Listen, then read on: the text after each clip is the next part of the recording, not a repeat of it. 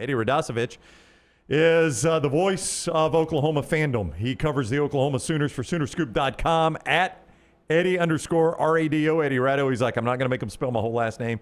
That's the way he rolls right there on the X. Welcome in, Eddie. How are you today, my friend?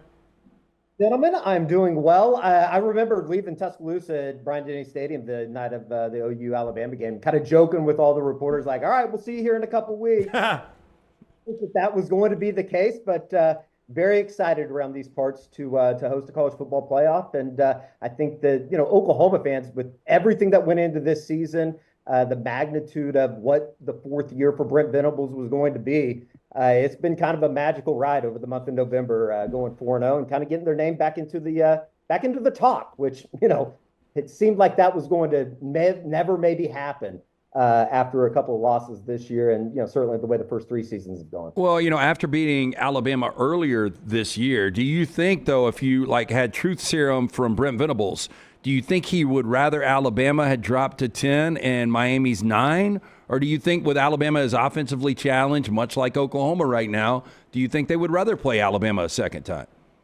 Yeah, it's a great question. I think that there is some comfort in knowing, kind of what you have to game plan for. That was one of the things that he talked about on Sunday when he did a Zoom with us after the college football playoff bracket was announced.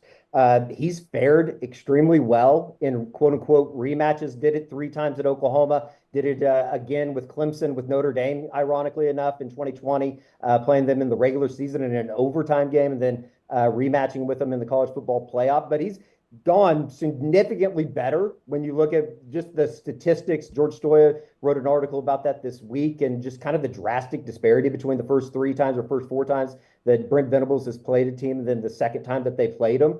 But I don't know if there's necessarily any comfort with who they were going to play. It was going to be somebody good. And, at the end of the day, if they don't get better play offensively, I don't know if it really truly matters who they play. Because it's been kind of rough over the last month, which is ironic when it coincides with the run that they've been on. So there is some comfort with Alabama, but certainly it will be kind of interesting to see how these guys, I guess, match up with one another again this time around, as lopsided as that box score was the first time. So the same question I'm about to ask about Oklahoma is being asked in these parts about Alabama. What has happened to the offense? And I mean, it's difficult to answer here too, Eddie. You could say a lot of things. I don't know if there's one particular thing, but what is it in Oklahoma? Why has that offense gotten so stuck in mud? Yeah, it's kind of funny, and I guess it's ironic in a way because everybody came out of that final regular season game against LSU, and that was kind of the first time that, nationally, everybody was like, okay, now wait a second, are they going to let this offense into the college football playoff? And Italy, that was one of the better performances they've had. John Mateer just turned the ball over 3 times. You come out with 393, and as bad as it's been around here, I think that you could live with that, especially with this defense. But yeah, I mean, much like Alabama, it's been, if not one thing, it's been another. And I think that over the first couple of weeks, when John Mateer came back from that injury, obviously came back a little too early. I think we talked about that with you guys last time against Texas. You kind of gave them a little bit of a grace period. But since then, they haven't been able to attack anything vertically. They've been beat up more than anything, especially on the offensive line. Had to move Fabechi Wiwu over and play center in the last game of the year. Jake Michaelis should be back next Friday. We're going to get a little bit of a check-in, I think, today with some of the guys over the program, see where he's at. But they've been beat up there. And then running back-wise, it's been really kind of fascinating to watch because a lot of people thought it was going to be Jaden Ott coming in from Cal. He hasn't been a factor at all this season. Xavier Robinson really kind of turned it on from about the Ole Miss game through the rest of the season. He just got banged up at the end of the year. Torrey Blaylock kind of the same. They could play through the injury, but they certainly aren't 100%. So it's been one thing or another, and I think that one of the ways they were able to navigate in November, John Mateer wasn't turning the ball over, and he was starting to run the ball a little bit more, as you saw in Tuscaloosa, and then obviously the week before in Knoxville. So the turnovers were certainly the big thing coming at the end of the season. If they just don't put this defense on really bad spots, they feel like they know how to win, which is kind of weird considering that this team had not really found ways to win close ball games in the fourth quarter over the first 3 years of Brent's tenure here in Norman. Yeah, speaking of that tenure, we were talking approval ratings for fan bases earlier, and the only way you can describe Venables' 4 years is inconsistent. I mean, 6 wins, 10 wins, 6 wins, 10 wins.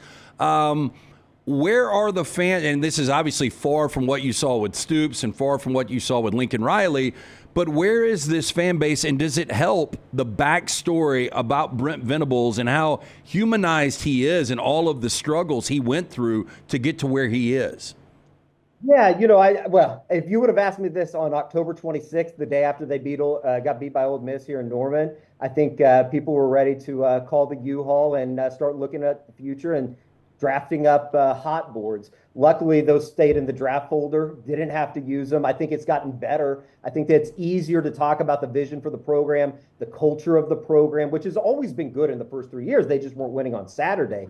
That's all a little bit more comfortable to talk about now that they've been able to find ways to win, obviously getting into the college football playoff. But much like Alabama, Oklahoma fans have an expectation of the program that they should be playing for national titles every season. And, I think right now it's seen as a success here in year number 4. You don't have to worry about if you're going to be looking for a head coach over the next few years, you would think. But at the same time, I think that, they go out and lose next Friday. That tone of the fan base he's kind of gotten a little bit of real estate back, that will be lost and will be kind of almost back to square one. So it was a big year for him to find some type of footing, some type of foundation for the program moving forward, and especially coming off of last year and the first year in the SEC when it was just flat out embarrassing at all fronts, and especially with an offense that was one of the worst in the modern era of the program. So it's better, I guess, all things considered, talking about the offense, but it still has definitely some room to grow. Hey, not putting you on the spot, do you know a lot about his backstory as far as like growing up and the Sean struggles? McDonough gave a lot of it. We've heard it a little bit on the broadcast, but I don't know if you could actually take it and run with it a little bit more. I've just heard him talking about it.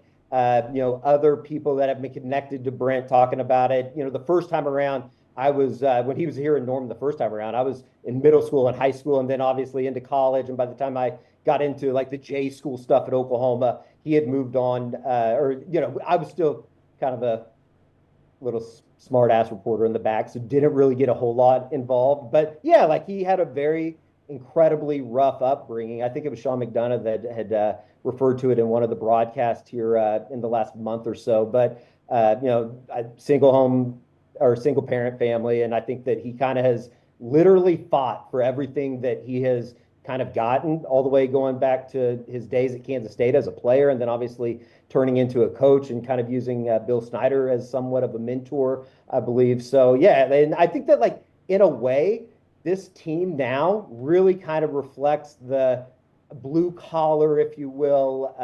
They've kind of dialed in on the mantra of hard to kill. Every day is the most important day. And, I think a lot of people kind of roll your eyes at it, but when you see some tangible evidence that the mentality is working and that, truly kind of what he's built as a culture and as a foundation for his program, it really kind of resembles that. And I think to an extent, one of the ways that the Oklahoma City Thunder have kind of endeared themselves to Oklahoma City fans is because they know how Oklahomans are. And this is a team that I think Oklahomans can really kind of identify, because I don't think that, outside of like the SEC first team and second team, third team that came out on Tuesday, they're not going to have a whole lot of guys that litter the All-American team. And it's a bunch of kind of grinders, if you will. I know that's cliche and kind of terrible at the same time, but it's been kind of fun to come together this year and kind of come out of nowhere for a lot of people, because I think there were a lot of people that had kind of given up on the program as a whole here, midway through the season.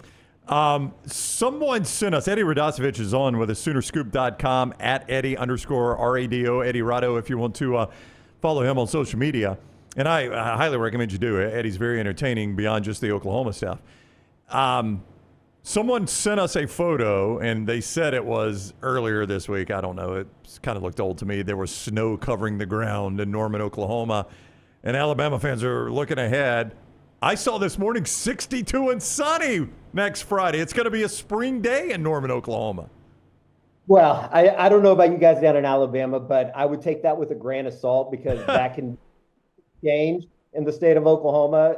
Still 8 days out or 9 days out, I guess. But like the early indication is that it's going to be beautiful for December 19th. If you can get a 60-degree day, obviously it'll go down by the time the game kicks off at 7, but that is relatively comfortable for all things considered. It's been pretty chilly here over the last couple of weeks. Haven't gotten a whole lot of precip. There was a morning that it did, but it wasn't anything too bad. But anything too bad around here with Oklahomans and the way that we drive in winter weather, that will shut down a city. So luckily, it doesn't look like it's going to be an ice bowl or anything like that. I'm glad to know we're not alone. Like, they can't drive in snow there either. I mean, that's not really surprising. They seem like they're a little more cold weather than we are. That's true. I mean, if you ever wondered if Oklahoma fits in the SEC, they can't drive in snow. Yeah. I mean, that should be like Greg Sankey should have said, do your people drive in snow? No, they do not. Okay, you're in. Exactly. Yeah, it's not a pretty picture when you get any type of winter precipitation in central Oklahoma. That's for sure. So he did not play in the first meeting, but R. Mason Thomas, the all SEC defensive lineman, where is his health moving forward? Yeah, it's I think right now it'd probably be 50-50. I know that he started to do a little bit. He had I think it was basically come down to about a grade 2 quad strain coming out of the Tennessee game, and obviously didn't play in Tuscaloosa a couple weeks after the game at Neyland. He sat out the rest of the regular season, and I think after they got through the Missouri game, it was more of a, okay, how can we get you ready for the first week of December, or I guess third week of December, second week of December, whatever it's going to be. So it's usually about a 4 to 6 week deal. We would be in right near the end of week 5 going into next week. So I think it's progressing properly. I think that there's a lot of hope that he can play. And certainly if you can get R. Mason Thomas back onto the field, a really, really good defensive line becomes that much better. And I think that there's no better example of just his importance and his impact on the team when he is on the field than making the first team all SEC in 9 games. I mean, that's pretty incredible. And every one of the games that he's been in, whether it be the Auburn game, whether it be, you could pick any of them. Tennessee, obviously, with the 71-yard scoop and score, he makes a difference. He's one of the best pass rushers in the country. And they feel like with him on the field opposite of Taylor Wine, they have 2 of the better defensive ends nationally. So in 9 days, if you went unit by unit, I think offense is both garbage, both a push right now. Defense, both really good. Maybe Oklahoma a little bit of edge. Special teams, 1,000% Oklahoma gets the edge. Tate Sandell, 7 of 7 beyond 50 this year. Everybody talks about his britches. What is the story with the pants, and how big of a weapon has he become for Venables? Incredible. So the pants, I guess he ripped his pants at Neyland Stadium and had to go to the backups, and they were too baggy, too long. So he started just hiking them up every time he went out, and ended up kicking 4 field goals that night, 3 over 50, and was really good. I didn't even notice it during the game. I didn't notice it until I got back up to the press box after the game that that had become a national story. But he's been fantastic. I mean, he's a guy that they got out of the portal this past December, I guess, and it was one of those past spring, and it was one of those situations. They needed a kicker. They needed some help going through the spring. It wasn't good. There was some inconsistency there, and it was almost kind of a little bit of a Hail Mary when he entered the portal out of UTSA. He's been fantastic. I mean, the guy is probably, if not is, probably out of it. He is having one of the best seasons in school history. Lou Groza finalist. He's, as impressive as the numbers are from 50 plus, he's 10 for 10 from 45 plus. He missed his first kick of the season, and he hasn't missed since. He's made 23 in a row. I'm a superstitious guy. I kind of wish he would have missed one at the end of the season. Obviously, they didn't put Oklahoma in a bad spot, but he's been fantastic. And I think that's one of the reasons Oklahoma's been so quote unquote conservative when they get across the 40 or 35-yard line is they know that they can probably get 3 points from Tate Sandell. Their special teams this year, what Doug Deacon has done as the special teams analyst coordinator, whatever you want to call it, he's been fantastic. That whole group, Grayson Miller's a fun story. He was kicking at Central Oklahoma, a Division II school up the road in Edmond last year, joined the program, wasn't even really truly to have to be the starter. He ends up making first team all SEC. Both those guys, if they aren't performing the way that they have all season, Oklahoma's not in a college football playoff. So it's been kind of fun to see, a side of the football, the third phase of the game that doesn't get talked about. It's not very sexy, but they've been unbelievable this year. Okay, 2 things before you go. I don't know why our live chat gets focused on the things they get focused on, but it's the most random things they get focused on. They want to know what milligram Zen, or is it Zen, what milligram and what flavor? Wintergreen Zen and 6, and you got to go 3 at a time because I'm a little bit of a sicko that way. Dang, son. Three. You go 3 6s at a time? Is that what you just said? Yeah. Yeah, it's bad. I know it's bad. I'm Oh, sorry, Mom. no. Your mom does not watch our show. Don't worry. Number two, like when I'm on the golf course, I use them, but I can only go, I mean, three or four is my limit right there. Not four at a time. I mean, like 4 milligram. I don't Yeah, know we what. have a cigarette on the golf course every once in a while. Number two, I don't know the entire backstory to this, but I wanted to applaud you. You helped raise a ton of money for the Boys and Girls Club of Oklahoma. It was some sort of weird bet that something happened. I don't know the story, but I just wanted to commend you for that. How much did you guys end up raising?